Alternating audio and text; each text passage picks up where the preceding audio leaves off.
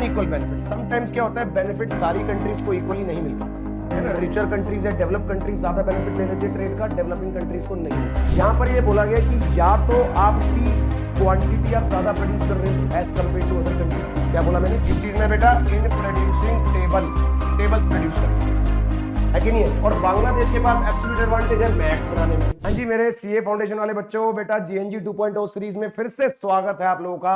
आज है डे 24, मैं हूं सीएस अनिल और बेटा आज हम क्या करेंगे, चैप्टर 9 का unit number 1 theories of international trade. मजेदार चैप्टर है भाई और बहुत ज्यादा वेटेज है इस चैप्टर की, इंटरेस्टिंग भी है, मजा आने वाला है ना। तो चले भाई शुरू करते हैं, जानदार शानदार और जबरदस्त, लेट्स गो।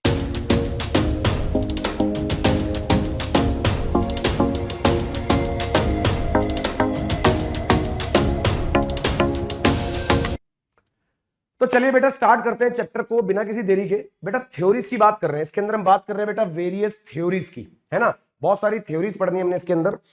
तो ये चैप्टर है क्या, अलग अलग इकोनॉमिक्स की थ्योरीज है। इंटरनेशनल ट्रेड का मतलब समझते हैं पहले वर्ड का, what do mean by this international trade. International level पर जो भी गुड्स एंड सर्विसेज का लेन देन हो रहा है दैट इज इंटरनेशनल ट्रेड। तो उस ट्रेड को लेके कैसे कंट्रीज ट्रेड का बेनिफिट ले सकती है, उस चीज के लिए बहुत सारे इकोनॉमिस्ट्स ने अपने अपने व्यू दिए थे। तो वो सारे व्यूज हमने इस चैप्टर में पढ़ने हैं, है कि नहीं।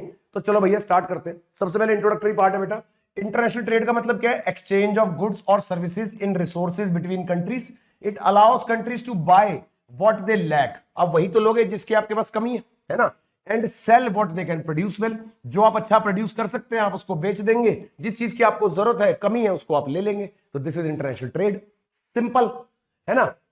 Let's go. अब बेनिफिट्स क्या है, ट्रेड करने से क्या क्या फायदे होते हैं इकोनॉमी, बेटा ध्यान से देखेंगे।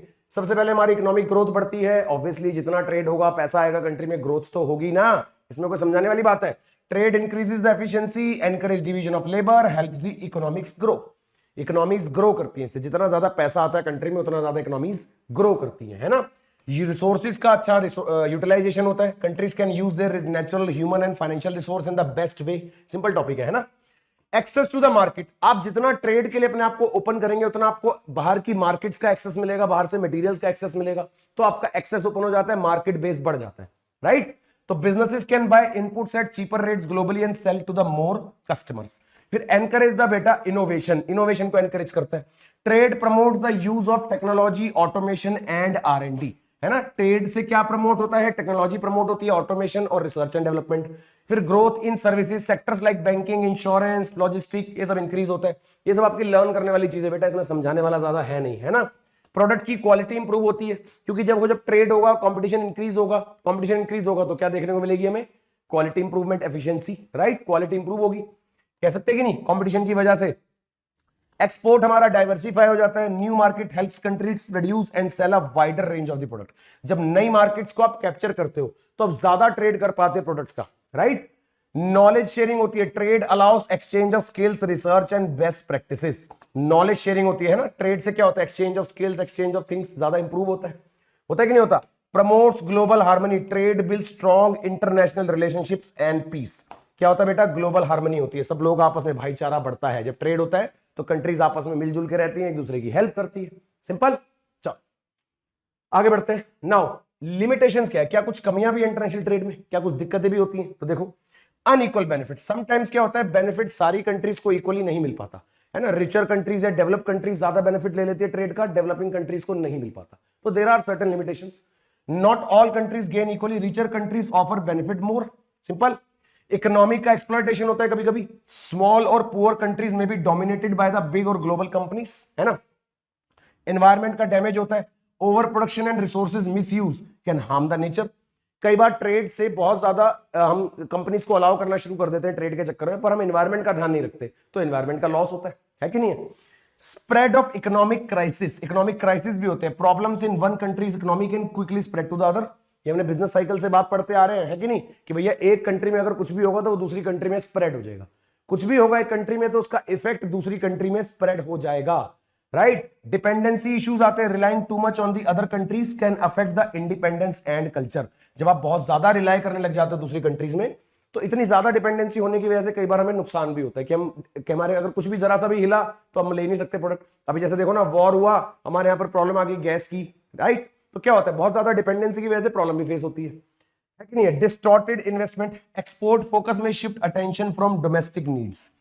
एक्सपोर्ट हमारा, हम एक्सपोर्ट पे इतना ज्यादा फोकस हो जाते हैं कि कंट्री के अंदर की रिक्वायरमेंट क्या है वो भूल जाते हैं, सारा फोकस कहां लगा देते हैं, एक्सपोर्ट करने में, तो ये भी दिक्कत है।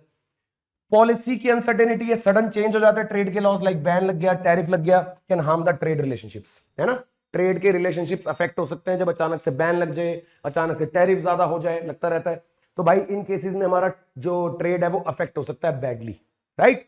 चलो नाउ थ्योरीज, जो हम थ्योरीज इसके अंदर पढ़ने वाले हैं, ये तो हमने इंटरनेशनल ट्रेड के बारे में बेसिक पढ़ा, होता क्या है, फायदे क्या है, नुकसान क्या है। नाउ थ्योरीज जो हम इंटरनेशनल ट्रेड में पढ़ेंगे उसके बारे में देखो। We often import product that we don't produce in our country. ऐसे ही होता है, जब हम उसको प्रोड्यूस नहीं करते तो हम क्या करते हैं, ट्रेड का बेनिफिट लेने की कोशिश करते हैं, यानी दूसरी कंट्री से ले आते हैं, उसको इंपोर्ट कर लेते हैं, यही होता है। But sometimes we also import goods that we already make locally. ये समझने वाली बात है, जब हम उसको बनाते ही हैं ऑलरेडी तो हम इंपोर्ट क्यों करते हैं, क्योंकि कहीं ना कहीं हमें अपने रिसोर्स बचाने होते हैं, हम अपने रिसोर्सेज को कहीं और लगाना चाहते हैं, उन बचे हुए रिसोर्सेज को, सेव्ड रिसोर्सेज को जो हमने बचाए हैं, हम उनको कहीं और लगा लेंगे अगर हम उसको बना सकते हैं। लेकिन हो सकता है हम इतना एफिशिएंटली ना बना सकते हो जितना दूसरी कंट्री ज्यादा एफिशिएंटली बना रही है। ये सब बातें भी यूज होंगी थ्योरीज में आगे। तो हम क्या करेंगे, उस कंट्री से ले लेंगे प्रोडक्ट को, खुद अपने रिसोर्सेज बचाएंगे और उसको किसी और चीज में लगाएंगे जिसको हम एफिशिएंटली बना सकते हैं, उसमें लगाएंगे रिसोर्सेज, राइट। तो why does this happen and in international trade always beneficial, क्या हमेशा हमें फायदा ही होगा ट्रेड से। International trade theories helps us understand why countries trade, क्यों करती है एक तो ट्रेड, दूसरा what they choose to export और इंपोर्ट, क्या सिलेक्ट करती है वो एक्सपोर्ट करने के लिए या इंपोर्ट करने के लिए, and how trade benefits the nation, trade से नेशन का क्या फायदा होता है, ट्रेड करने से नेशन का क्या फायदा होता है। These theories explain the logic behind global trade and help countries make smart trade decisions to boost their economies. तो ये जो हम थ्योरीज पढ़ने वाले हैं इससे हमें लॉजिक समझ आएगा कि ग्लोबली ट्रेड कैसे काम करता है और कैसे कंट्रीज आपस में ट्रेड से बेनिफिट लेती हैं। समझ गए बच्चों, तो ट्रेड से किस तरीके से सारी इकोनॉमी बेनिफिट लेती है, अपने इकोनॉमी को कैसे बूस्ट करती है, ये सारी बातें हम समझेंगे जो थ्योरीज हैं अलग अलग इंटरनेशनल ट्रेड की। सिंपल। चलो जी, तो बेटा ये हमारी कुछ थ्योरीज हैं जो हम इस चैप्टर में कवर करने वाले हैं। कौन कौन सी थ्योरीज है बेटा, ध्यान से। सबसे पहले मर्केंटाइलिस्ट व्यू पढ़ेंगे, ये आपको पता होना चाहिए चैप्टर में क्या क्या टॉपिक्स कवर्ड है ना। थ्योरी ऑफ एब्सोल्यूट एडवांटेज पढ़ेंगे, थ्योरी ऑफ कंपैरेटिव एडवांटेज पढ़ेंगे, मोस्ट इंपॉर्टेंट बेटा, जो थोड़ा सा टेक्निकल वाला पार्ट है वो यहीं पर ही आएगा। हेक्सर-ओलिन थ्योरी पढ़ेंगे सिंपल, और लास्ट में हमारी न्यू ट्रेड थ्योरी है इंट्रो पार्ट, वो पढ़ेंगे। तो ये कुछ इंपॉर्टेंट थ्योरीज है जो हम इस चैप्टर में कवर करने वाले हैं, ठीक है जी। चलो सबसे पहले बात करते हैं मर्केंटाइलिस्ट व्यू, सबसे पुराना व्यू। इसके अंदर ना कोई स्पेसिफिक वो नहीं है कि क्या कहते हैं कि कोई स्पेसिफिक पॉलिसी, सिंपल बोला गया, एक वर्ड आप याद रखेंगे इसके लिए सिंपल, कि एक्सपोर्ट ज्यादा इंपोर्ट कम। क्या बोला बेटा, एक्सपोर्ट ज्यादा और इंपोर्ट कम, कि भैया एक बात याद रखनी है कि हमें एक्सपोर्ट ज्यादा करना है इंपोर्ट से, बस ये बात है सिंपल। इस बात को दिमाग में प्रिंट कर लो, यही है थ्योरी। इसमें बोला गया कि हम एक ही तरीके से डेवलपमेंट कर सकते हैं, एक ही तरीका ट्रेड को बेनिफिट लेने का कि एक्सपोर्ट ज्यादा करो इंपोर्ट कम करो। देखते हैं जरूर। Mercantilism was the popular economist idea in the Europe from the 16th century to 18th century. A country become powerful and rich by exporting more. ये कंट्री पावरफुल तभी बन सकते हैं जब वो ज्यादा से ज्यादा एक्सपोर्ट करेगी, right. Selling goods to other countries and importing less, यानी buying less from the other countries. भैया इंपोर्ट कम करो और एक्सपोर्ट ज्यादा करो, मैंने बोला ना। The focus was on accumulating gold and wealth by having a trade surplus, कि आपको हमेशा अपना ट्रेड सरप्लस में रखना है, यही मैंने आपको बताया। तो सरप्लस में तभी हो सकता है जब आप एक्सपोर्ट ज्यादा करेंगे, पैसा बाहर से ज्यादा आएगा, राइट। तो government took strict control over the trade and industry to make its happen. और ये बहुत पुरानी बात है कि अब ऐसा होता है नहीं, अब नए नए इकोनॉमिस्ट ने नए नए व्यूज दिए कि हमेशा एक्सपोर्ट करके ही फायदा नहीं होता, इंपोर्ट करके भी फायदा होता है। मैंने आपसे डिस्कस किया था अभी कि आप अपने रिसोर्सेज को किसी ना किसी तरह बचा लेते हो, चाहे आप उसको खुद बना भी सकते हो, तब भी आप इंपोर्ट करते हो, तो आपके रिसोर्सेज बच गए, नहीं लगे तो आप उन रिसोर्सेज को किसी और चीज में लगाते हो, ठीक है कि नहीं। तो ये सब चीजें आएंगी, लेकिन ये इस थ्योरी के बाद आई है, तो इसलिए यहां पर तो हमारा फोकस क्या है, इस थ्योरी से रिलेटेड जो क्वेश्चन है वो क्या है कि एक्सपोर्ट ज्यादा इंपोर्ट कम। समझ गए। It encourages use of national resources like labour and raw material for producing goods for export. मतलब सीधा बोला है कि भैया एक्सपोर्ट के लिए प्रोडक्टिविटी करो बस, और कुछ नहीं है। The goal was to build a strong economy and military power, कि ज्यादा से ज्यादा मिलिट्री पावर बनाओ, स्ट्रॉन्ग इकोनॉमी बनाओ, एक्सपोर्ट ज्यादा करो, पैसा ज्यादा आएगा बाहर से और हमारे यहां से पैसा कम जाएगा बाहर, तो भैया ऑटोमेटिकली इकोनॉमी ग्रो करेगी, राइट। चलो नाउ एब्सोल्यूट एडवांटेज की थ्योरी एक हमने पढ़ी, मर्केंटाइलिज्म, इतना ही है बेटा उस थ्योरी में। नाउ हमारी नेक्स्ट थ्योरी क्या है, absolute advantage theory given by Adam Smith. किसने दी थी बेटा, एडम स्मिथ ने दी थी थ्योरी। किसने दी थी, एडम स्मिथ ने। इकोनॉमिस्ट के नाम से आपको याद रखनी है बेटा थ्योरीज। सिंपल मतलब क्या, मैं आपको बता देता हूं। यहां पर यह बोला गया कि या तो आपकी क्वांटिटी आप ज्यादा प्रोड्यूस कर रहे हो as compare to other country. क्या बोला मैंने कि या तो आप क्वांटिटी वाइज ज्यादा प्रोड्यूस कर रहे हो as compare to other country, या फिर आपकी कॉस्ट कम लग रही है as compare to other country. ध्यान रखना आपके मॉड्यूल में कॉस्ट वाली बात पे ज्यादा जोर नहीं दिया गया, ये शायद है ही नहीं, लेकिन आपके एग्जाम में क्वेश्चन आ जाता है। एग्जाम में क्वेश्चन आता है कॉस्ट वाला, मॉड्यूल में नहीं कवर करा गया इस बात को, मॉड्यूल में सिर्फ क्वांटिटी पे फोकस करा गया कि जो कंट्री ज्यादा एफिशिएंटली बनाती है किसी चीज को वो उसको एक्सपोर्ट करेगी, ठीक है, और इंपोर्ट किसको कर लेगी, जो कम एफिशिएंसी के साथ बना रही है, राइट। लेकिन यहां पर एक फोकस और भी है कॉस्ट वाला स्ट्रक्चर, कि अभी मैं एग्जांपल दिखाऊंगा आपको, कंपैरेटिव करेंगे, फिर उसके बाद एग्जांपल देखेंगे कि कब ऐसा होगा कि मतलब जब आउटपुट की बात करेंगे यानी प्रोडक्टिविटी की या क्वांटिटी की, तो हमारा सिनेरियो क्या होगा, मैक्सिमम देखना कि कौन सी कंट्री ज्यादा प्रोड्यूस कर रही है। लेकिन जब हम कॉस्ट की बात करेंगे तो हम ये चेक करेंगे कि कौन सी कंट्री की कॉस्ट कम लग रही है, कौन सी कंट्री की कॉस्ट कम लग रही है, ठीक है। अच्छा, जब हम कोई भी थ्योरीज पढ़ रहे हैं इसके अंदर, ये वाली एजम्पशन आपके लिए बहुत इंपॉर्टेंट है। क्या बेटा कि सिर्फ दो ही कंट्री है और दो ही गुड्स का ट्रेड हो रहा है, तो कोई माइंड में ये मत रखना कि सर गुड्स तो और भी हो सकते हैं, दो ही गुड्स की बात क्यों कर रहे हो। हमने पहले एजम्पशन ले ली बेटा, पहले ही हमने एजम्पशन ले लिया मेरे बच्चों कि दो ही गुड्स हैं और दो ही कंट्रीज हैं हमारे पास, ठीक है जी। कोई ट्रांसपोर्टेशन कॉस्ट नहीं है, labour is mobile with in country but not across countries. एक ही कंट्री के अंदर मूव कर सकता है, एक कंट्री से दूसरी कंट्री में नहीं जा सकता। ये तब की बात है और तब सच में नहीं जा सकता था, है ना। Labour is only the input considered. जो फैक्टर्स ऑफ प्रोडक्शन होते हैं ना, कैपिटल वैपिटल कुछ भी नहीं है, सिर्फ लेबर है। ये हम एज्यूम कर रहे हैं कि हमारा फैक्टर ऑफ प्रोडक्शन सिर्फ एक है, दैट इज लेबर। तो भैया एक रूल याद रखेंगे इसके अंदर बच्चों, 2 into 1। दो ही कंट्रीज है, दो ही लेबर, दो ही हमारे पास गुड्स है और एक ही फैक्टर ऑफ प्रोडक्शन है। ये मेन एजम्पशन है हमारे पास इसके अंदर, और आगे आने वाली थ्योरीज में भी लगभग यही रहेगी, लास्ट में जाके चेंज होगी, ठीक है ना। तो बेटा ये एजम्पशन आपको याद रखनी है, मेन एजम्पशन है ये। और भी है बीच में, ट्रांसपोर्टेशन नहीं है, लेबर मोबाइल है विद इन कंट्री, पर मेन ये है कि दो ही कंट्रीज है, दो ही गुड्स है, एक फैक्टर ऑफ प्रोडक्शन है सिर्फ। समझ गए। नाउ अब आ जाओ, अ country should produce and export the goods it can make more efficiently. अब ये जो एफिशिएंटली की बात हो रही है, ये इन टर्म्स ऑफ आउटपुट या कह सकते हैं क्वांटिटी। बेटा क्वांटिटी और कॉस्ट दोनों की टर्म्स में होगी, मैं बार बार बोल रहा हूं, क्वांटिटी और कॉस्ट दोनों की टर्म्स में आप एफिशिएंसी को चेक करोगे। एफिशिएंसी क्वांटिटी होगी तो ज्यादा, कॉस्ट के टर्म्स में चेक करोगे तो कम, ठीक है जी। That the other country make more efficiently. A country has an absolute advantage कब माना जाएगा, ध्यान से, किसी कंट्री का एब्सोल्यूट एडवांटेज कब माना जाएगा, if it can produce more output using the same amount of resources, यानी भाई सेम लेबर, है ना, as the another country. Trade is beneficial when each country specialize in what it does best.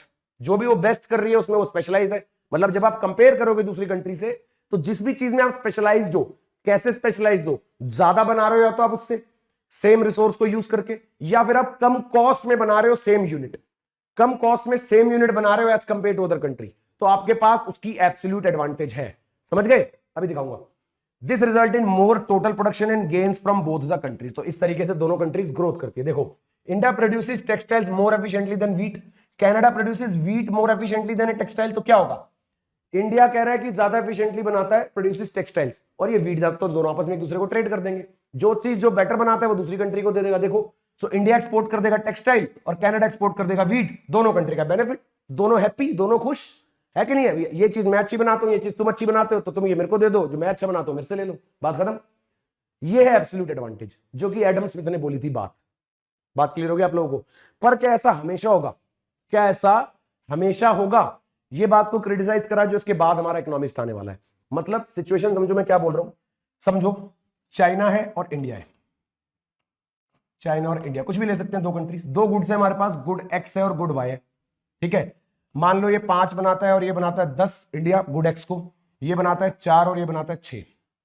तो ध्यान से देखो, चाइना हमारे पास, नहीं इसको इधर करते हैं जरा, ऐसे करते हैं इसको, इसको करते हैं 10, इसको करते हैं 4, इसको 6। नाउ चाइना हमारे पास गुड एक्स और गुड वाई दोनों ही ज्यादा बना रहा है एज कंपेयर टू इंडिया, तो एब्सोल्यूट एडवांटेज तो फेल हो गया यहां पे भैया, एब्सोल्यूट एडवांटेज तो फेल हो गया। क्योंकि अगर ये ऐसे लिखा होता कि इधर 6 होता इधर 10 होता, तो मैं कहता कि हाँ भाई एडम स्मिथ भैया ने बिल्कुल ठीक बात बोली थी कि ये इससे ज्यादा बना रहा है, ये इसको एक्सपोर्ट कर देगा, गुड वाई को इंडिया ज्यादा बना रहा है तो इंडिया इसको एक्सपोर्ट कर देगा, हो गया दोनों की प्रॉब्लम सॉल्व। लेकिन सिचुएशन मैंने ये ली है कि अगर ये एक ही कंट्री दोनों में एफिशिएंट है, क्या बोला मैंने, एक ही कंट्री बेटा दोनों में एफिशिएंट है, तो अब एब्सोल्यूट एडवांटेज नहीं हो रहा दोनों कंट्रीज को, एक को ही फायदा हो रहा है सिर्फ। एक ही कंट्री की एफिशिएंसी ज्यादा है अगर, तो क्या हम ट्रेड नहीं कर पाएंगे फिर? ऐसा नहीं है, क्योंकि इसके बाद आई हमारे पास एक इंटरेस्टिंग थ्योरी, कंपैरेटिव एडवांटेज, जो कि किसने दी बेटा, डेविड रिकार्डो ने। किसने दी? डेविड रिकार्डो भाई साहब ने दी।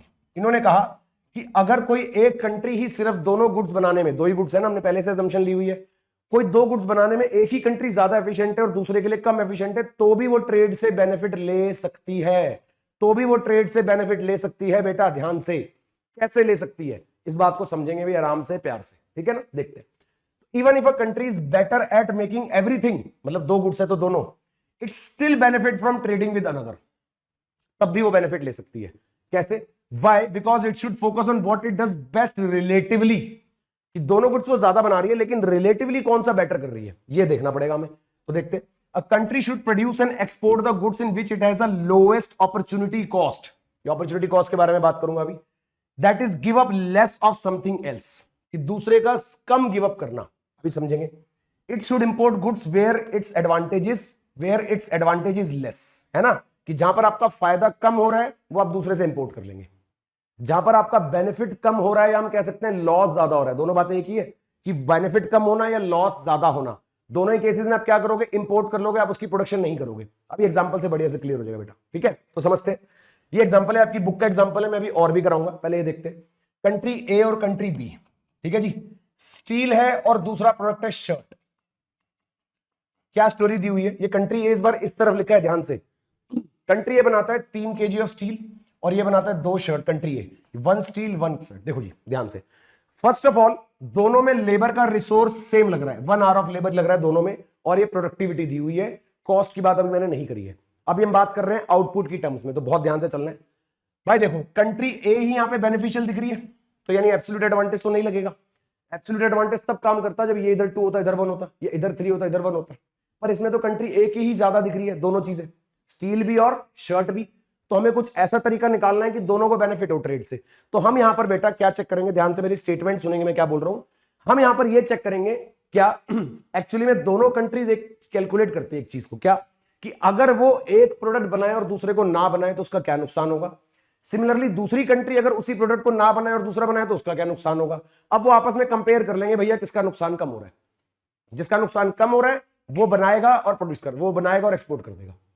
समझ गए मेरी बात, दोनों कंट्रीज आपस में कंपेयर कर लेगी, या कह सकते हैं अपॉर्चुनिटी कॉस्ट निकालेगी। जैसे देखो स्टील के लिए जब हम अपॉर्चुनिटी कॉस्ट निकालेंगे तो क्या करेंगे बेटा, जिसकी भी आप अपॉर्चुनिटी कॉस्ट कैलकुलेट करते हो आउटपुट के केस में उसको लिखेंगे नीचे और दूसरे वाले को लिखेंगे ऊपर, है ना। तो ये कितना आ जाएगा बेटा, 0.66 आ जाएगा ये, समझ गए। अब शर्ट के लिए निकालो, शर्ट के लिए नीचे शर्ट का सेक्रीफाइस और स्टील का गेन अगर करते हैं तो ये आएगा 1.5, कितना आएगा ये 1.5। ऐसे ही कैलकुलेट करना है आपको, पहले बता रहा हूं, अगर क्वेश्चन आता है यही तरीका है बेटा। कंट्री बी के केस में तो 1 ही नीचे आएगा क्योंकि दोनों जगह 1 है, यहां पे भी 1 आएगा तो 1 ही आंसर होगा।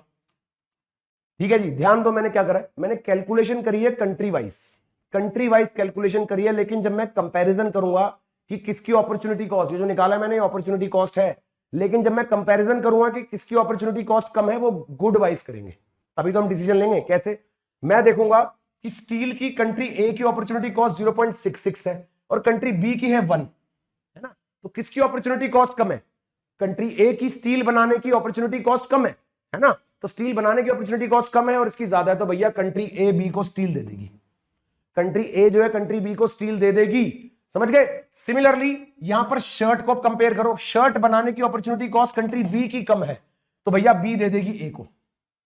हो गया ट्रेड पॉसिबल, हो गया ट्रेड पॉसिबल, हो गया कि नहीं हो गया। इसने इसको स्टील दे दिया, इसने इसको शर्ट दे दिया, समझो ना। अगर इसने इसको स्टील दे दिया तो यानी कंट्री बी अब स्टील नहीं बनाएगी, वो अपने बचे हुए रिसोर्स क्या करेगी, शर्ट में डाल देगी, शर्ट ज्यादा बना लेगी, और शर्ट ज्यादा बना के क्या होगा, कंट्री ए को नहीं बनाना पड़ेगा, राइट। एक चीज समझो ना, अगर वो 1 kg स्टील बना रही है लेकिन उसने कंट्री ए से ले लिया, इस कैलकुलेशन का मैं मतलब बता रहा हूं कि कंट्री ए से उसने स्टील ले लिया, यानी वो ये स्टील ना बना के शर्ट को डबल कर देगी।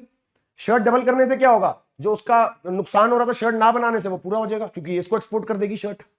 और इतनी कहानी अगर नहीं भी समझ आई तो आपको एक कैलकुलेशन समझ आनी चाहिए कि हमने अपॉर्चुनिटी कॉस्ट कैसे कैलकुलेट करी और कैसे कंपेयर करा। ये आपके एग्जाम के लिए इंपॉर्टेंट बात है, समझ गए। अभी और एग्जांपल कराऊंगा इसके, पहले ये देख लो, ठीक है जी। क्या लिखा है, country A is better at both, जो हमारी स्टार्टिंग सिचुएशन थी वो यही थी कि कंट्री ए हमें ज्यादा बेनिफिशियल दिख रही थी, है ना, but it gives up 1.5 kg of steel for 1 shirt, 1.5 kg of steel for 1 shirt उसने गिव अप कर दिया। Country B give us 1 kg of steel for 1 shirt, ठीक है जी। Country B has a lower opportunity cost in shirt, shirt के अंदर country B की कम है अपॉर्चुनिटी कॉस्ट, तो ये इसको एक्सपोर्ट करेगी शर्ट, है ना, शुड एक्सपोर्ट शर्ट।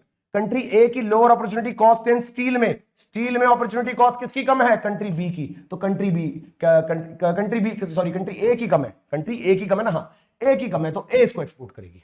ये हमने डिस्कस किया, अभी और कराऊंगा एग्जांपल और अच्छे से आ जाएगा, ठीक है। तो शुड एक्सपोर्ट स्टील, बात समझ आ गई। तो इसी एग्जांपल को एक बार दोबारा से करते हैं, फिर और एग्जांपल करते हैं। देखो देखो जी, हमने ये समझा था 3 2 1 1। इसी एग्जांपल में मैं एक बात समझाऊंगा आपको जो आपके मॉड्यूल में नहीं है पर एग्जाम में आती है, ध्यान देना। ये हमने क्या लिखा है बेटा, ये आउटपुट है ना, ये आउटपुट है पर लेबर के हिसाब से, या पर लेबर मैं 1 आवर लिख देता हूं। लेबर का 1 आवर लगा है दोनों कंट्रीज में, ठीक है जी। ये कंट्री ए है, ये कंट्री बी है, ये स्टील है, ये शर्ट है। सिंपल ये एग्जांपल था, बुक का एग्जांपल आपकी है, पहले आपकी बुक के एग्जांपल से समझ रहे हैं। तो देखो जी, क्योंकि आउटपुट की बात हो रही थी तो हमने बेटा अपॉर्चुनिटी कॉस्ट कैसे निकाली, हमने कहा इसको नीचे रखेंगे, दूसरे वाले को ऊपर। कंट्री वाइज, अगर कंट्री ऐसे लिखी होगी तो पहले कंट्री वाइज चलूंगा। कंट्री वाइज हम कैलकुलेट करते हैं अपॉर्चुनिटी कॉस्ट, कंपैरिजन करते हैं कमोडिटी वाइज, याद रखना। तो 2/3 यहां पर करेंगे तो नीचे 2 ऊपर 3, अब निकाल लिया, ये आ गया 0.66, ये आ गया 1.5, ये करा था हमने अभी। और यहां पर तो खैर 1 1 लिखे हैं इसलिए शायद आपको पता ना लगे, ये 1 यहां पर आया, ये वाला 1 यहां पे, फिर ये वाला 1 नीचे और ये वाला 1 ऊपर, तो एनी हाउ 1 ही आएगा। फिर हम कंपेयर करेंगे तो ऐसे करेंगे, कंपैरिजन ऐसे होगा। तो जहां भी हमें कम दिखेगा वो एक्सपोर्ट करेगा, सिंपल। क्या समझ आया बेटा? जहां भी कम होगा, ये कम है ना तो ये इसको स्टील एक्सपोर्ट करेगा, यहां पर ये कम है तो ये इसको शर्ट एक्सपोर्ट करेगा, बात खत्म, बात खत्म। लेकिन अब मैं थोड़ी सी स्टोरी चेंज करता हूं इसी क्वेश्चन में थोड़ा सा पिक्चर को बदलते हैं, जो आपके एग्जाम में आता है पर मॉड्यूल में नहीं है, ध्यान से देखना बेटा, ध्यान से देखना इस बात को। फिर से वही केस स्टडी ले रहे हैं, 3 2 1 1, और यहां मैं ले रहा हूं स्टील और शर्ट, ठीक है। Country A country B, same example लिया मैंने, लेकिन अब ये जो डेटा दिया हुआ ना 3 2 1 1, ये आउटपुट नहीं है।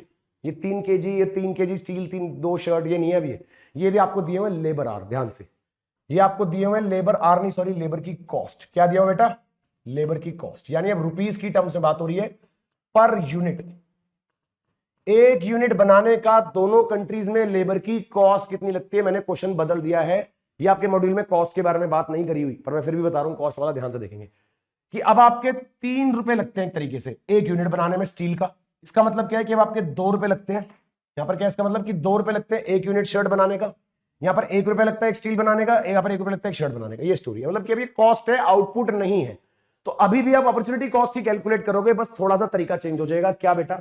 जब हम रुपीज में बात करते हैं तो हम फ्रैक्शन अलग तरीके से लेते हैं। जहां पर हम अपॉर्चुनिटी कॉस्ट कैलकुलेट कर रहे हैं, पहले मैंने क्या कहा था कि वो नीचे रहेगा और उसी कंट्री में हम दूसरे वाला ऊपर लिखेंगे, सेम कंट्री में। लेकिन अब क्या करना है, जिसपे आप कैलकुलेट कर रहे हो वो ऊपर और दूसरे वाला नीचे। सिमिलरली जिसपे आप कैलकुलेट कर रहे हो वो ऊपर और दूसरे वाला नीचे, मतलब फ्रैक्शन रिवर्स हो जाएंगे सारे। जो आपने फ्रैक्शंस निकालने सीखे हैं अभी वो आप रिवर्स तरीके से लोगे जब कॉस्ट का केस होगा।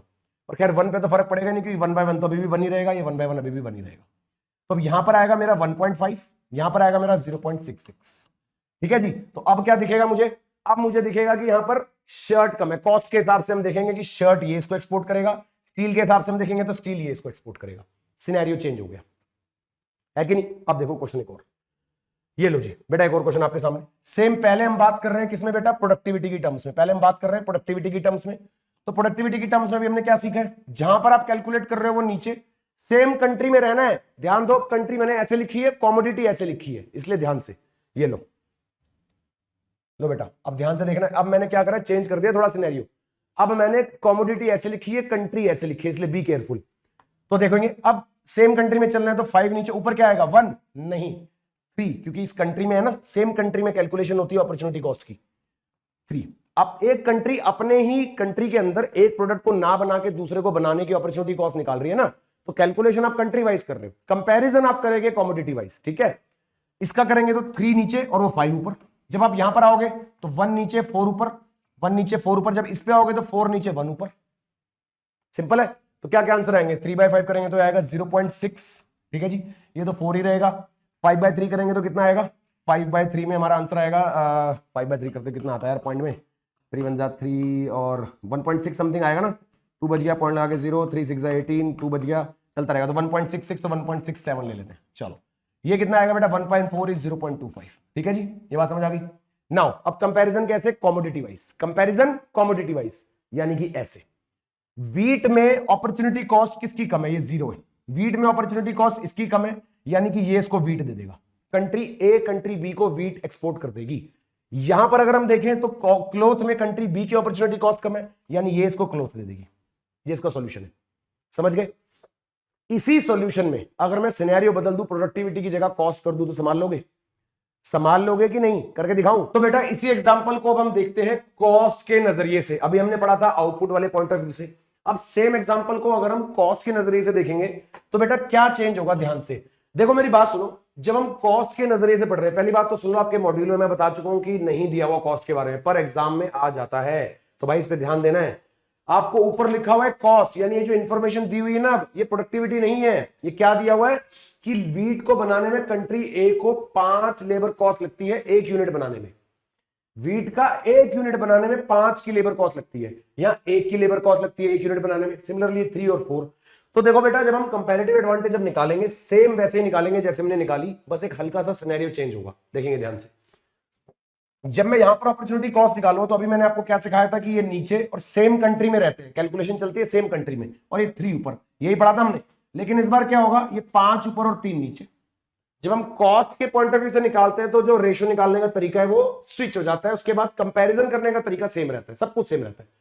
ऐसे ही जब मैं सेम कंट्री में यहां पे कैलकुलेट करूंगा तो 3 ऊपर और 5 नीचे। सिमिलरली बेटा यहां पर 1 ऊपर और 4 नीचे, यहां पर 4 ऊपर और 1 नीचे, तो बस कैलकुलेट कर लो ये कितना आएगा। जब 3/5 करा तो 1.67 है ना। यहां पर क्या आएगा बेटा 0.6, ये आएगा अपना 0.25 और ये आएगा 4 ओनली। ऐसे ही होगा। अब देखो क्या होगा, जब हम कंपेयर करते हैं तो कॉमोडिटी वाइज करते हैं, तो वीट के केस में मुझे नजर आ रहा है कि ये कम है, तो यानी कि ये इसको दे देगा वीट, है ना। और अगर मैं क्लॉथ के केस में देखूं तो ये कम है, यानी ये इसको क्लॉथ दे देगा। होगी बात खत्म, हो गया ट्रेड सक्सेसफुल, है कि नहीं है। चलो और एग्जांपल देखते हैं बढ़िया से। नाउ यहां पे देखेंगे बेटा, सेम बात है, बस फटाफट उसी तरीके से करते जा रहे हैं। ध्यान दो, कंट्री इस बार यहां लिखी हुई है, कंट्री वहां नहीं लिखी हुई, कंट्री नीचे है, तो पहले हम सेम कंट्री में कैलकुलेशन करेंगे, कॉमोडिटी वाइज कंपेयर करेंगे बाद में। और ये जो इन्फॉर्मेशन है, ये मैं मान रहा हूं कि प्रोडक्टिविटी की ही बात हो रही है। किसकी बात हो रही है बेटा? प्रोडक्टिविटी, और वी कैन से आउटपुट पर लेबर आर, है ना। आउटपुट दिया हुआ आपको ये, है ना, 1 लेबर आर के अगेंस्ट, कि दोनों कंट्री में लेबर आर लगता है 1, और उसके अगेंस्ट ये डेटा है हमारे पास। तो सेम यानी कि आउटपुट वाली बात करेंगे तो क्या होगा बेटा, ये 100 नीचे, ऊपर क्या आएगा, सेम कंट्री में चलो 120। यहां पर जब आप लिखोगे 120 नीचे तो दूसरा वाला ऊपर 100। सिमिलरली जब आप यूएस में चलोगे तो 90 नीचे 80 ऊपर, है ना। और जब आप यहां पर 80 पे पहुंचोगे बेटा तो 80 नीचे 90 ऊपर। सारी वैल्यूज कैलकुलेट करो और कमेंट करके बता देना भाई, टाइम स्टैंप मेंशन कर देना कि सर इस समय पे आपने जो एग्जांपल लिया है इसमें ये आंसर आएगा, और ये कंट्री इसको एक्सपोर्ट करेगी, ये वाला कमोडिटी, और ये कंट्री ये वाली कमोडिटी इसको एक्सपोर्ट करेगी। आंसर बता देना भाई कमेंट में, बता दोगे इसका आंसर मेरे को कमेंट में बता देना जल्दी से, बता दोगे कि नहीं। ये लो इतनी हेल्प कर दी, अब तो सिर्फ मैथ्स रह गई है, बस फटाफट बता देना बेटा। समझ गए मेरी बात को, है ना।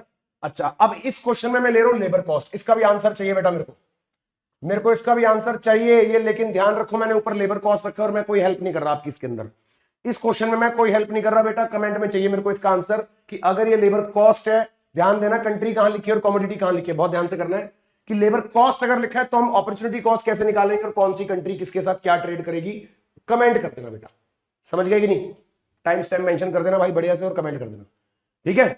चलो ये वाला एक देखो, ये मैं थोड़ा सा करा देता हूं। ये आपका ना एक क्वेश्चन है आया हुआ एग्जाम में, लेबर कॉस्ट दी हुई है, तो बात तो वही है जो हमने समझी अभी, लेकिन क्वेश्चन कुछ इस तरीके से था कि इसमें एब्सोल्यूट एडवांटेज भी पूछा हुआ था और कंपैरेटिव भी पूछा हुआ था। तो मैं आपको एब्सोल्यूट बता देता हूं, कंपैरेटिव आप बता देना मेरे को, है ना। तो देखो भाई, इंडिया की कौन सी कमोडिटी में एब्सोल्यूट एडवांटेज है। जब हम एब्सोल्यूट की बात करते हैं तो दो बातें चेक करते हैं, या तो क्वांटिटी ज्यादा हो या कॉस्ट कम हो। और देखो एग्जाम में आया हुआ क्वेश्चन है ये, और कॉस्ट के बारे में दिया हुआ है, लेकिन आपके मॉड्यूल में कॉस्ट के बारे में जिक्र ही नहीं है। समझ रहे हो मेरी बात? इसलिए ध्यान से, तो मैं उसके हिसाब से बात करता हूं कि कौन सी कंट्री की एब्सोल्यूट एडवांटेज है। इंडिया की मैं कह सकता हूं कि एब्सोल्यूट एडवांटेज नहीं है, क्योंकि इंडिया की हम कंपेयर कर रहे हैं बांग्लादेश से। ध्यान देना, इंडिया की टेबल बनाने की जो है नहीं कम है एज कंपेयर टू बांग्लादेश, बिल्कुल। तो हम कह सकते हैं कि इंडिया के पास, क्योंकि कॉस्ट है ना, तो कॉस्ट तो कम देखी जाती है, तो इंडिया के पास एब्सोल्यूट एडवांटेज है as compare to Bangladesh in manufacturing table. क्या क्या कंक्लूजन निकल रहा है इससे, मैं आपको ये सिखा रहा हूं कि इंडिया हैज बेटा एब्सोल्यूट एडवांटेज, है ना। इंडिया के पास एब्सोल्यूट एडवांटेज है, किस चीज में बेटा एब्सोल्यूट एडवांटेज है? In producing table. किस चीज में बेटा? इन प्रोड्यूसिंग टेबल्स प्रोड्यूस करने में, है कि नहीं है। और बांग्लादेश के पास एब्सोल्यूट एडवांटेज है मैट्स बनाने में। बांग्लादेश के पास एब्सोल्यूट एडवांटेज है मैट्स बनाने में, क्योंकि कॉस्ट के बारे में बात हो रही है और कॉस्ट मिनिमम देखी जाती है। बांग्लादेश के पास एब्सोल्यूट एडवांटेज है मैथ्स बनाने में। मैंने दोनों एब्सोल्यूट एडवांटेज बता दी, दोनों बता दी। ये भी लिख दूं, ये लिख देता हूं। क्या लिखा बेटा कि बांग्लादेश हैज एब्सोल्यूट एडवांटेज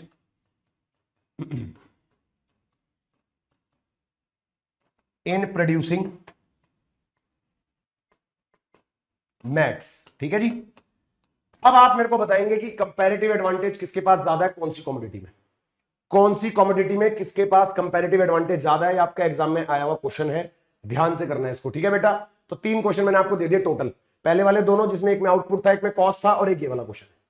तीनों क्वेश्चन बता दोगे मेरे को आंसर बढ़िया से?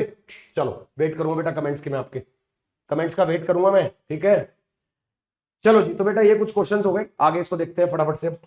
ठीक है, यही आपका मेन ना थोड़ा सा टेक्निकल पार्ट है चैप्टर का, कंपैरेटिव एडवांटेज। बाकी थ्योरीज तो बहुत डायरेक्ट है, बहुत ही डायरेक्ट है, क्वेश्चन भी डायरेक्ट ही आएगा। आगे देखो तो भैया बोथ बेनिफिट क्यों करती है countries, each focuses on what it does best. Comparatively कौन सी कंट्री क्या बेस्ट करती है, हमारा फोकस इस पे रहता है कि नहीं है। तो मोर टोटल आउटपुट और goods services is created, living standard improve in both the countries. क्या होता है, लिविंग स्टैंडर्ड हमारा इंप्रूव होता है ना। Even if a country isn't best at anything, it can still gain from the trade by specializing in what it's relatively better at. ये बड़ी important बात है। कह रहा है कि कोई कंट्री किसी चीज में बेस्ट नहीं भी है अगर, तो भी वो रिलेटिवली कंपेयर करने पे गेन ज्यादा कर लेती है ना। It can still gain from the trade by specialising in what it's relatively better at. कि जो रिलेटिवली जिसमें वो बेटर है, भले ही उसने कम प्रोड्यूस करा है या ज्यादा कॉस्ट पे प्रोड्यूस करा है, दोनों ही केसेस में वो अपना गेन कर सकती है ट्रेड से। कंपैरिजन में जब वो कंपैरिजन करते हैं तो रिलेटिवली चेक कर लेते हैं कि किसका फायदा ज्यादा हो रहा है। समझ गया कि नहीं, यही बात हमने पीछे भी एग्जांपल से पढ़ी है। This is why all countries can benefit from international trade. तो इसलिए हम बोलते हैं कि हर एक कंट्री का बेनिफिट हो सकता है बेटा। ठीक है जी, चलो नाउ अब आ रहा है बेटा हमारे पास हेक्स्चर-ओलिन थ्योरी ऑफ ट्रेड। भैया इन्होंने क्या कहा था, सिंपल समझ लो। 2 लोग हैं हेक्स्चर-ओलिन, इन्होंने क्या बोला कि एबंडेंसी चेक करो, कौन सी कंट्री में कौन सी चीज ज्यादा है, मतलब लेबर एबंडेंस या कैपिटल एबंडेंट, 2 बातें हो रही है। अच्छा ये पहला ऐसा पर्सन जिन्होंने 2 into 2 into 1 नहीं बोला था, इन्होंने बोला था 2 into, क्या बोला बेटा इन्होंने, 2 into 2 into 2, मतलब 2 ही कंट्री है, 2 गुड्स का ट्रेड हो रहा है और 2 रिसोर्सेज हमारे पास, 2 फैक्टर ऑफ प्रोडक्शन है। लेबर भी इंपॉर्टेंट है और कैपिटल भी इंपॉर्टेंट है। इन्होंने कैपिटल को भी इंक्लूड करा, जो बाकी थ्योरीज में नहीं था इन्होंने इंक्लूड करा। ठीक है कि नहीं। तो भाई 2 into 2 into 2 हमारा ये हो गया। Now this theory developed by Allen, Heckscher and Bertin-Ollin explain that countries trade based on what they have in abundance, labor और capital। तो इन्होंने कहा कि जिस कंट्री के पास लेबर ज्यादा है वो भैया लेबर इंटेंसिव वाली चीजें ज्यादा बनाए और एक्सपोर्ट कर दे। जो कंट्री कैपिटल एबंडेंट है यानी उसके पास कैपिटल ज्यादा है तो वो कैपिटल इंटेंसिव वाली चीजें बनाए और वो एक्सपोर्ट कर दे, यानी मशीनरीज वगैरह ज्यादा बनाए। लेबर इंटेंसिव है तो मैनमेड वाली चीजें जो होती है वो ज्यादा बनाए और बेच दे, उठा के एक्सपोर्ट कर दे, सिंपल है ना। A country will export goods that use its abundant resource more intensively। कि भैया आप अपने ज्यादा वाले रिसोर्सेज को, जो आपके पास abundant है, आप उसको ज्यादा इंटेंसिवली यूज करो, है ना। It will import goods that require its scarce resources। और import वो कर लो जो scarce है। जैसे मान लो आप कैपिटल abundant हो तो कैपिटल वाले तो एक्सपोर्ट करोगे, तो लेबर वाले को इंपोर्ट कर लो, सिंपल है कि नहीं। एग्जांपल देखो, India has more labour so it exports labour intensive goods like textiles, IT services. Germany has more capital so it exports capital intensive goods like machinery और कार्स, सिंपल। पर क्या ऐसा हमेशा होता है कि यही होगा? ये तो हेक्स्चर-ओलिन ने बात बोली थी, हेक्स्चर-ओलिन ने अपनी थ्योरी में तो यही बोला, लेकिन आगे जाके ये वाली बात भी निग्लेक्ट हो गई थी, देखेंगे अभी। देखो जी, पहले बात तो इसी थ्योरी में क्यों होता है ऐसा। Using your abundant resources cheaper and more efficient. जितना आपके पास रिसोर्स ज्यादा अबंडेंट होगा आपके लिए उसकी कॉस्ट कम होगी, आप उसको ज्यादा एफिशिएंटली यूटिलाइज कर पाओगे, राइट। और this gives countries a comparative advantage in those goods. ऐसा करने से आपके पास कंपैरेटिव एडवांटेज ज्यादा आ जाती है उन गुड्स में, है ना। Modern view, economics today say that trade is not only about labour versus capital, other things also matter. ये मॉडर्न व्यू आ गया। देखो मॉडर्न व्यू में क्या बोला गया कि भैया सिर्फ लेबर और कैपिटल के हिसाब से बात मत करो, और चीजें भी इंपॉर्टेंट है, खाली लेबर कैपिटल से काम नहीं चलेगा। टेक्नोलॉजी और इनोवेशन भी देखो, एक्सेस देखो वैरायटी ऑफ गुड्स पे, एफिशिएंसी इंप्रूवमेंट देखो, बेटर इनपुट फॉर प्रोडक्शन देखो किसका ज्यादा है ना, लाइक बैटरीज फॉर ईवीज। और इंट्रा इंडस्ट्री ट्रेड चेक करो, यानी importing and exporting similar goods, example fridge and industrial cooler. कि जब आप सिमिलर गुड्स का आपस में ट्रेड कर रहे हो तो उसमें ये वाली बात तो फेल हो गई। इंट्रा इंडस्ट्री गुड्स है, सेम इंडस्ट्री के गुड्स एक्सपोर्ट इंपोर्ट हो रहे हैं, है कि नहीं है। तो भैया countries produce what they are best suited for, trade increases variety and quality of the product, boost competition, encourage innovation and improves the investment, leads to long term economic growth. क्या आती है बेटा इस इकोनॉमी में? Long term economic growth आती है। ठीक है जी। नाउ अब इसका एक बार फटाफट से कंपैरिजन देख रहे हैं, कंपैरेटिव वाला जो पीछे पढ़ा हमने और जो मॉडर्न थ्योरी है बेटा, ठीक है ना, ध्यान से ये लो।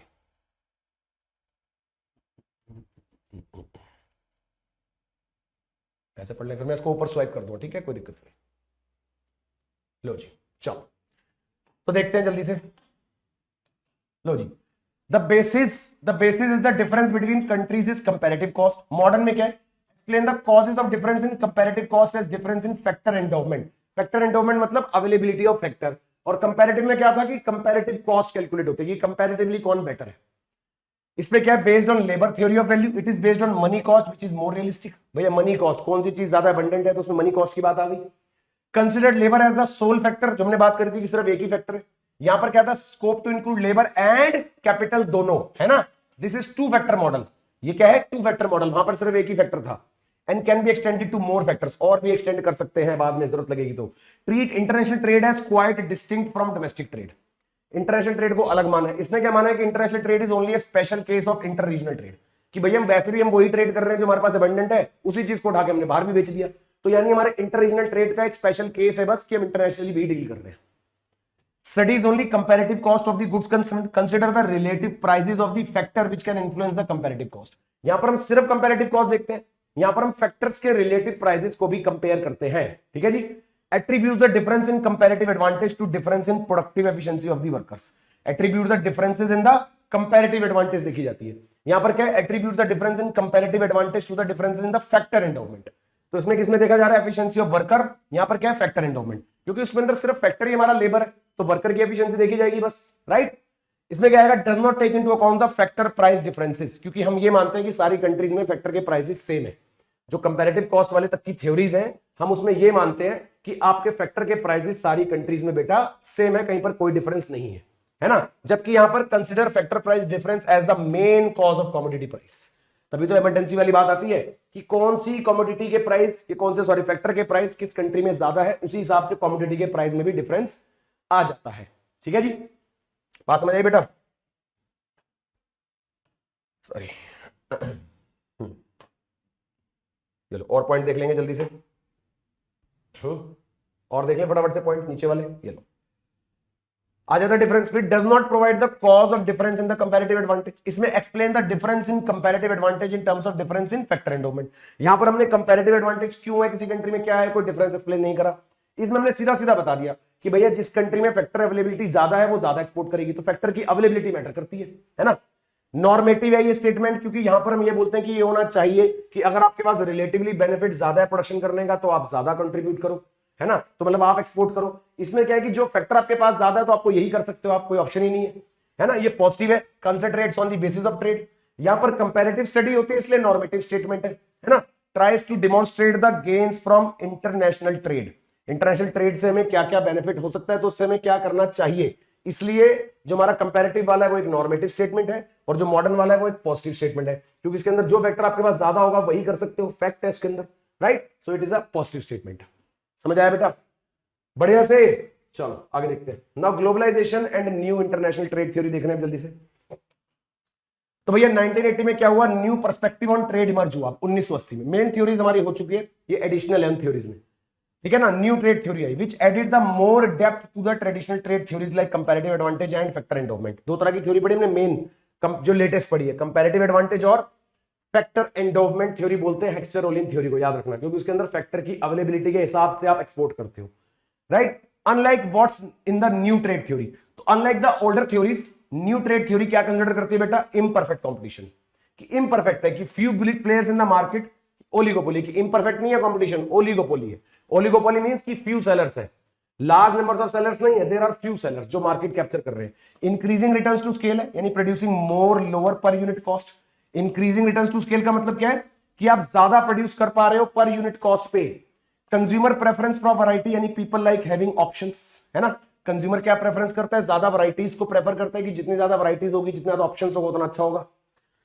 Trade between the similar country, not just the rich और पुअर। हमने पीछे क्या बात करी कि रिच कंट्री ज्यादा ट्रेड कर लेती है, पुअर कम कर पाती है। तो इसने क्या बोला कि सिमिलर कंट्रीज ट्रेड कर रही है, कि एक ही कंट्री, जैसे मान लो कोई एक प्रोडक्ट बना रही है, दूसरी कंट्री भी वही प्रोडक्ट बना रही है, फिर भी वो ट्रेड कर रही है आपस में, है ना। तो भैया हमारा जो पॉल क्रुगमैन थे, इनका कंट्रीब्यूशन क्या था, नोबेल लॉरेट थे 2008 के, showed that most trade happens between the countries with similar level of development. जबकि वहां हमने क्या कहा था, जो चीज की आपके पास शॉर्टेज है वो आप दूसरे से ले लो और जिसमें आप एफिशिएंट है वो ट्रेड कर दो, यही तो पढ़ रहे हैं हम शुरू से। इसने मना कर दिया भैया नहीं, ऐसे नहीं हो रहा। रियल में सिचुएशन स्टडी करी इसने कि जैसे US and Germany both export and import cars, दोनों एक दूसरे को कार इंपोर्ट एक्सपोर्ट कर रहे हैं, प्रोडक्ट दोनों सेम बना रहे हैं, एक दूसरे को इंपोर्ट एक्सपोर्ट कर रहे हैं, है ना। He argued that free trade benefit everyone, even if workers in the poor countries earn less, they are still better off than having the no jobs at all, है ना, कि भैया कम में भी बेनिफिट हो रहा है कंट्रीज में। He argued that free trade benefits, free trade से सबको बेनिफिट होता है ना। Krugman also introduces that idea that trade helps fight poverty globally by creating a better employment opportunities, कि जितनी ज्यादा ट्रेड होगा उतनी ज्यादा इंप्लॉयमेंट जनरेट होगी, तो पॉवर्टी से भी फाइट करना आसान होगा, राइट बच्चों। की कंसेप्ट क्या हमारे न्यू ट्रेड थ्योरी के, जल्दी से देखते हैं। एक तो है इकोनॉमीज ऑफ स्केल, यानी कि एक सिंपल सी बात है, जब आप ट्रेड कर रहे हो तो आपका इकोनॉमीज ऑफ स्केल एक्सपेंड होगा कि नहीं होगा, कि आप नई नई कंट्रीज के साथ ट्रेड कर रहे हो तो आपका इकोनॉमीज ऑफ स्केल बढ़ रहा है ना। तो देखो, more a company produces cheaper unit each becomes selling in both domestic and foreign market allows firms to produce more and cut cost and increasing the profit. भैया सीधी सी बात है, मार्केट एक्सपेंड होगी ना तो आप ज्यादा बिजनेस कर पा रहे हो, इकोनॉमीज ऑफ स्केल बढ़ गया आपका, तो कॉस्ट कट हो गई है। एग्जाम्पल देखो, a car company selling in both India and Europe can produce car more efficiently than if it only served one market, है कि नहीं। आप एक ही जगह मार्केट में बेच रहे हो और आपके पास 6 मार्केट से बेचने के लिए, तो ज्यादा प्रोडक्टिविटी, ज्यादा एफिशिएंसी होगी ना आपके पास, राइट। नेटवर्क इफेक्ट देखने को मिलता है यहां पर, यानी ये product become more valuable as more people uses it. एक हमें क्या देखने को मिलता है बेटा इसके अंदर, नेटवर्क इफेक्ट, कि हम इंटरनेशनल लेवल पर ये देखते हैं कि जो एक कंट्री बना रही है वही बाकी कंट्रीज भी बनाने लग जाती है, तो ये वाला इफेक्ट भी देखने को मिलता है। ये न्यू ट्रेड थ्योरी के अंदर बोली गई है बात, है ना। जो हम ये देख रहे हैं कि जो एक कंट्री बना रही है बाकी सब कंट्रीज भी वही बनाने लग जाती है, तो बैंड वैगन इफेक्ट देखने को मिलता है ना। Increases the popularity and utility of the product, ये हमने पढ़ा था कि जो सब कर रहे हैं वो हम करने लग जाते हैं, कॉपी करने लग जाते हैं। तो ये सेम चीज हमें इंटरनेशनल ट्रेड में भी देखने को मिलती है, ये बात बोली गई है न्यू ट्रेड थ्योरी में, है ना, कि जो सब प्रोड्यूस कर रहे हैं वो हम भी करने लग जाते हैं। एग्जांपल देखो, व्हाट्सएप और Microsoft Windows are more useful because many other also use them. कैसे फैली ये चीज, कि सब यूज कर रहे थे इसलिए बाकी सब भी यूज करने लग गए, एक से दूसरे पे, दूसरे तीसरे पर फैलती गई चीज और अब मोस्ट कॉमन हो गई है ना। तो why does this matter, explain why countries trade similar goods, both India and Japan exporting cars, shows how global trade increases variety, lower prices and improve the consumer choices. ये सब चीजें new trade theory में नई findings थी जो इन्होंने पुरानी theories के अलावा, ये पुरानी थ्योरीज के अंदर कुछ बातें गलत करके बताई थी और कुछ बातें न्यू एडिशन करी थी। क्या क्या समझ आ रहा है, कि सिमिलर गुड्स भी ट्रेड कर रही है कंट्रीज आपस में, और shows global trade increases variety, price कम हो जाता है, और क्या होता है, कंज्यूमर की चॉइसेस बढ़ जाती हैं, पीछे पढ़ा ना हमने। और क्या बेटा, highlight the role of global firms, technology and scale in shaping today's trade, कि आज के ट्रेड को अच्छा करने के लिए क्या क्या रोल है ग्लोबल फर्म्स का, टेक्नोलॉजी का, है ना। तो ये सब हमें न्यू ट्रेड थ्योरी में पता लगता है बेटा, समझ आ गई बात।